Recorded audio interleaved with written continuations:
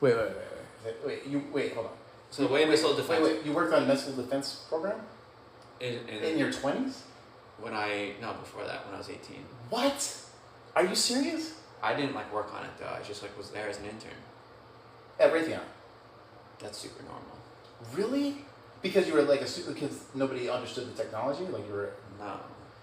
These technologies are... I didn't like work on like the cool stuff. But like 99% of a project, as an FYI, is just like grunt work. It's like accounting and audit. Right. But they don't compartmentalize you? Like you're aware that you're working on... Because I lived with a Northrop Grumman's space system engineer. He was a space... he worked on satellite weapons, right? But he didn't really understand what he was doing. Like, you know what I mean? Like, I would never believe something if they told you that. Oh. That's just not how that works. Well, he didn't, let me, I digress. Let me go back for a minute. He didn't understand the goal of the reason I was there, you know? Which is, let me explain it for you. Oftentimes you're told that you're working on a system, and you're, do you know what the word disruption means?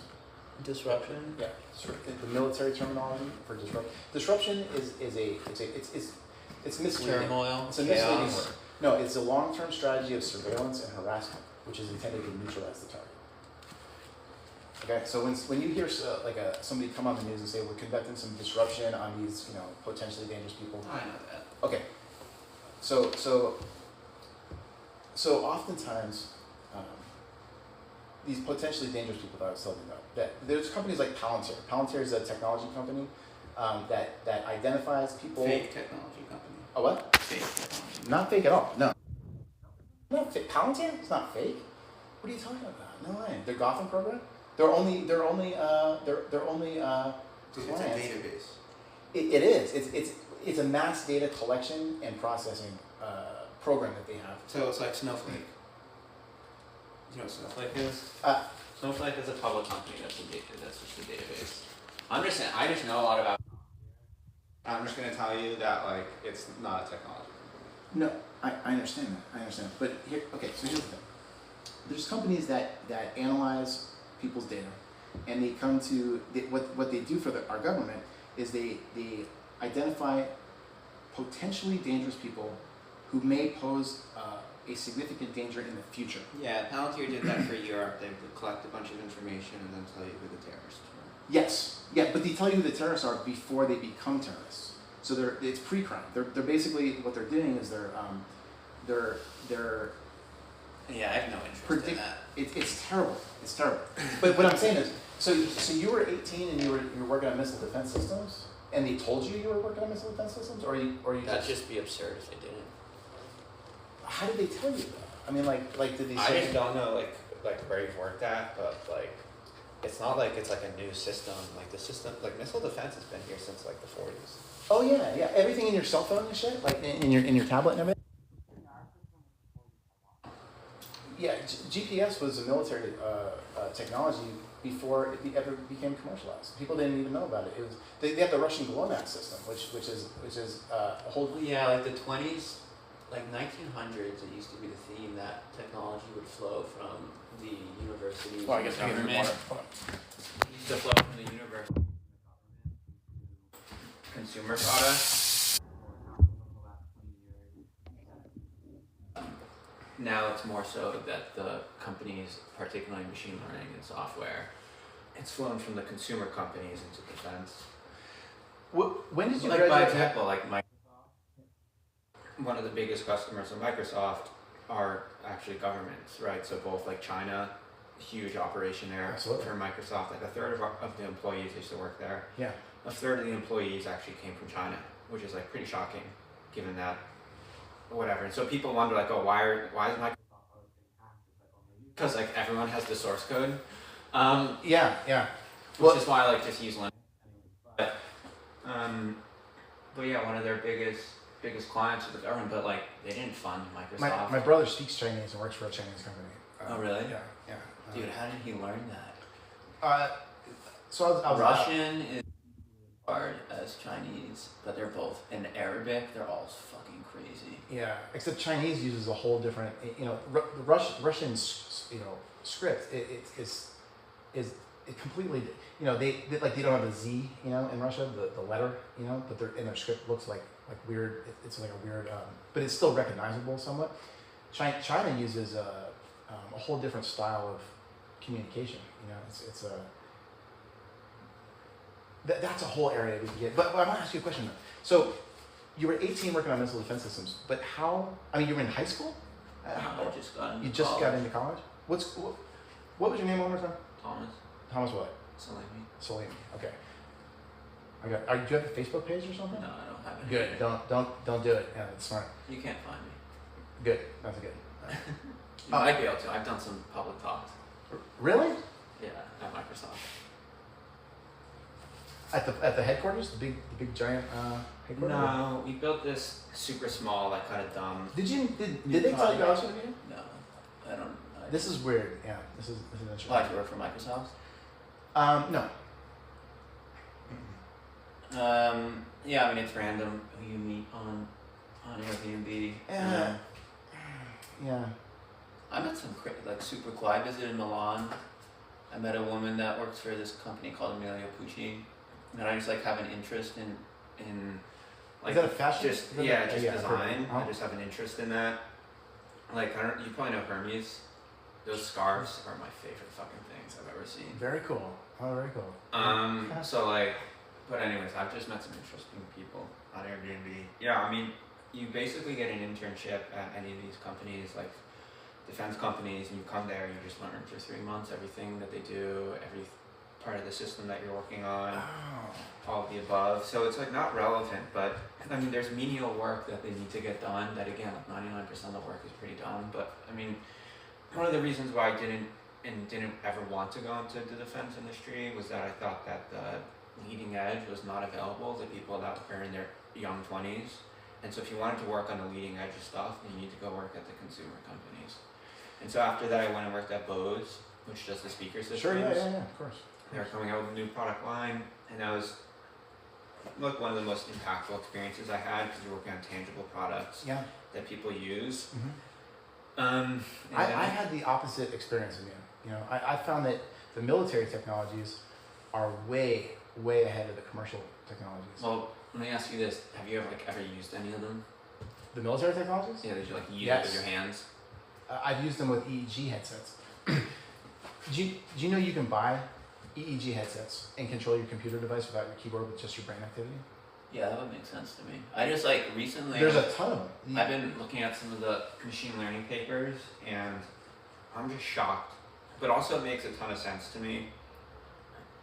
So if you don't know that much about machine learning, what I would say is that you can compress it down as just a better form of statistics that's more general. Yeah, it's a so when you, by example, need to, I don't know even a good term for this, but typically when you, here's a good one, I'll show you this. So there's this thing at Google called constraint programming. Sure. Yeah, called OR tools. And so this is super important, and some of the things they have here. I'm gonna write that down. Can you email that to me? It's called by example, traveling sales person problem. All of these are just typical computer science problems.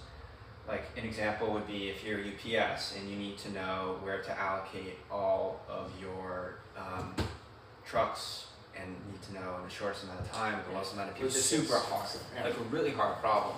And so you typically would handcraft these solutions, right? And so what you do is you feed it into data, and then you basically handcraft the solution with algorithms with 100 really smart math people. Wait, can you email that to me? Man? And the machine learning people basically right around I'd say 2015, 2016 when machine learning got really good, realized that we can just fire 100 people and we can just have 2 people that can train models. And so it's almost taking that and being a general statistician, right? Because most of this is okay, how do we do this? Well, we basically apply statistics. And so machine learning got to a point where if you just give me your inputs, there's 98% of the time will do a good job, and then there's that tail end 2% will just spit out absolute bullshit. Right. And so, anyway, so I was somebody to go in there and just kind of brush it up with. Well, no, not even that. GPT lies sometimes. It will just make up if you ask. Well, so that's what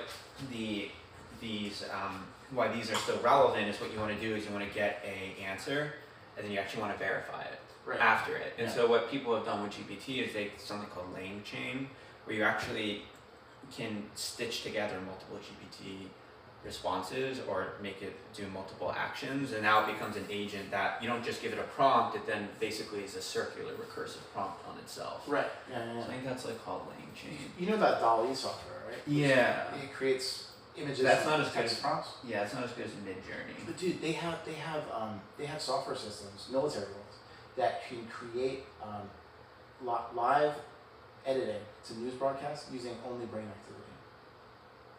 Yeah, that shit's crazy. This is what I'm saying. The software companies like Microsoft and stuff that you. But I just based on my experience, I just don't believe that consumers would believe the altering.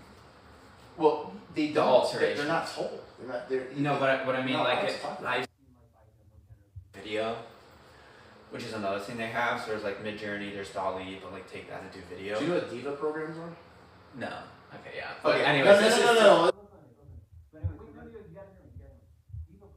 Are software programs that create interactive pornography. Okay, so you can talk to the video that you're watching, and it will talk. Yeah, it's like the game engines are doing that. The game engines are trying to do that and build them into their stories, so you can have an infinite number of stories. Yes. But they use these in information operations to drive people like banana shit crazy. So a girl will be like sucking a guy's dick and talking to you while she's doing it. It's called pseudo speak, right? And it uses That's fucking crazy. Seriously, pseudo speak and Diva programs. These are two software systems. Like if you saw the Coke commercial, see that Coke commercial? This is basically where the state of the art is today. Coke commercial, AI generated. And okay, that's good. Well, this is what I was just telling you about Coke in the 60s. Remember they were using subliminal. So I'm telling you, this has been around since the 60s. No, I don't believe that. Look it up. Look it up. Just look it up. I'm not gonna look it up. Oh my god, dude. I'm not interested enough. Why? Where's the Coca-Cola commercial? Why is it on fucking TikTok, dude? Wait, just look up.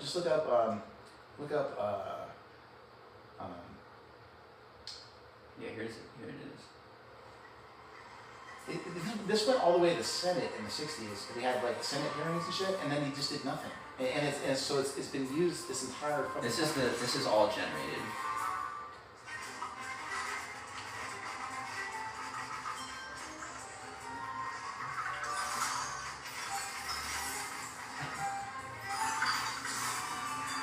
Like even the people. Yeah.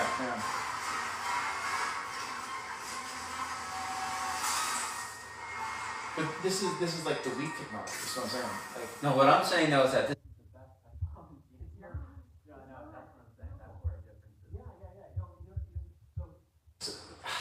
is. Oh my god, I wish I could. I gotta show you examples of this. No, I don't want to. You don't want to see?